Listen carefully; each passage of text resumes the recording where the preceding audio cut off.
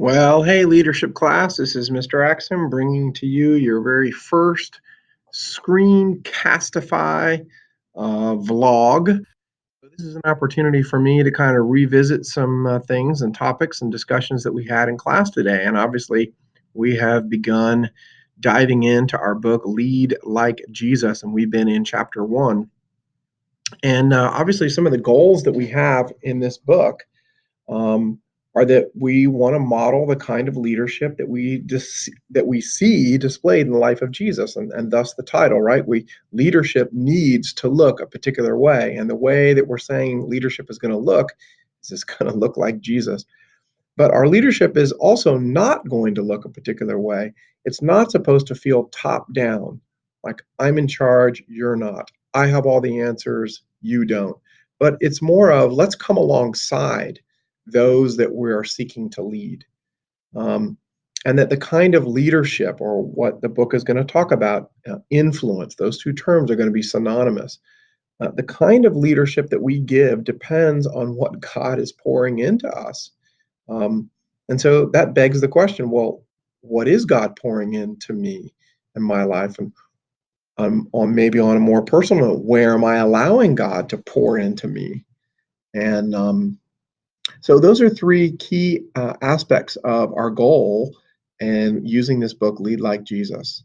Again, that Jesus is our model for leadership, that leadership is going to look a lot more like, hey, I want to come alongside and point you to Christ and point you to what is good, and receive that also from you, not like a top down kind of a thing.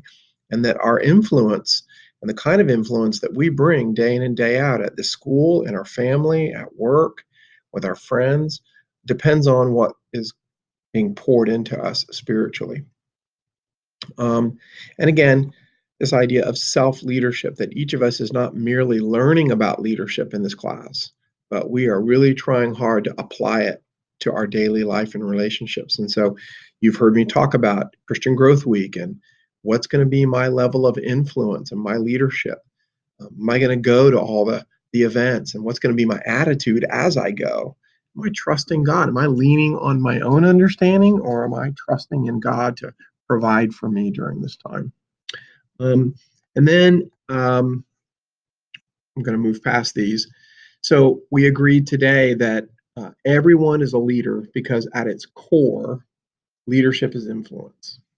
And that's that we've said that from the very beginning of this class, and we're going to continue to say it, that if leadership is something that everybody can be involved in, which I believe that that's true, then leadership is not just a position that a person occupies, but it is the influence that they bring.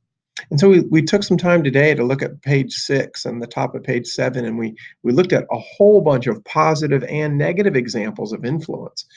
And we wanted to acknowledge whether it's a mother caring for her daughter, or whether it was a pastor who was deciding not to preach on a controversial topic because he feared rejection, or if it's a middle school teacher who excites curiosity in the minds of her students, or if it's an adult who provides advice and guidance on living arrangements to his aging parents, or it's a rehabilitation nurse who patiently handles the anger of a stroke victim.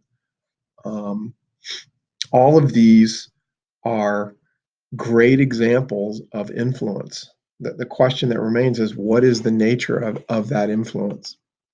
And then again, we wanted to say the two key points: that everyone's an influencer. The question is it in a positive way or a negative way? And then each person is choosing, I am and you are, we're choosing the end result of their own influence. And is that going to be uh, characterized by pride, like, hey, it's about me and me being made much of here? Or is the end result of my influence on others going to be characterized by fear? And so I want to protect myself at all costs. I don't want to look like an idiot. I don't want to take a risk because I could fail. The book says those are the two reigning motivations that dominate the leadership landscape. And so we want to interject, well, If we lead like Jesus, then we don't want to operate out of pride and we don't want to operate out of fear as we influence others for the gospel.